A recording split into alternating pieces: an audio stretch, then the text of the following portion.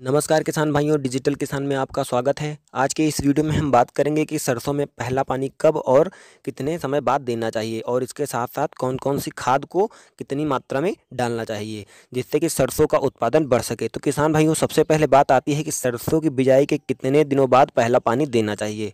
तो किसान भाइयों, इसका कोई निश्चित समय नहीं होता है। अगर आपके यहाँ दोपहर में ज़्यादा टेम्परेचर रहता है, ज़्यादा धूप होती है, तो आपको समय से पहले भी सिंचाई करनी पड़ सकती है।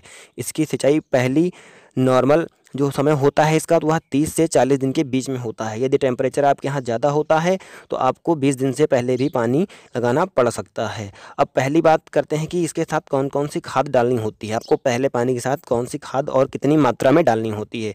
तो पहले पानी के साथ आपको यूरिया 100% डालना ही होता है, क्योंकि इस समय पौधों को नाइट्रोजन की बहुत ही ज़्यादा आवश्यकता होती है। तो आपको 30 से 40 किलो यूरिया प्रति एकड़ के हिसाब से डालना पड़ेगा।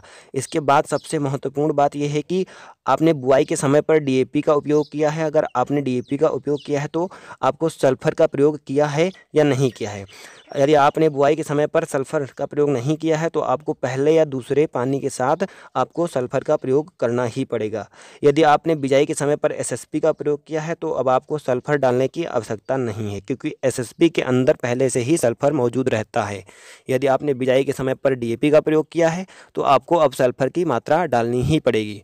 तो आपको सल्फर बेंटोनाइट 90% वाला आपको 3 से 5 किलो प्रति एकड़ के हिसाब से अपनी फसल में डाल देना है।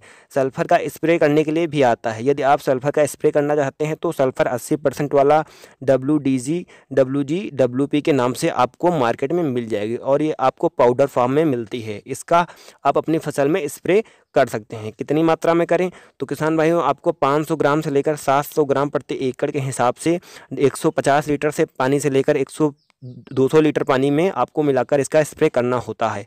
और आपको पानी की मात्रा कम नहीं लेनी है, क्योंकि इससे आपके पौधे पर भी असर पड़ सकता है अगर आप पानी की मात्रा कम लेते हैं तो फसल में फंगीसाइड की बात करें तो दोस्तों, ये जो स्प्रे आप करेंगे सल्फर का या फंगीसाइड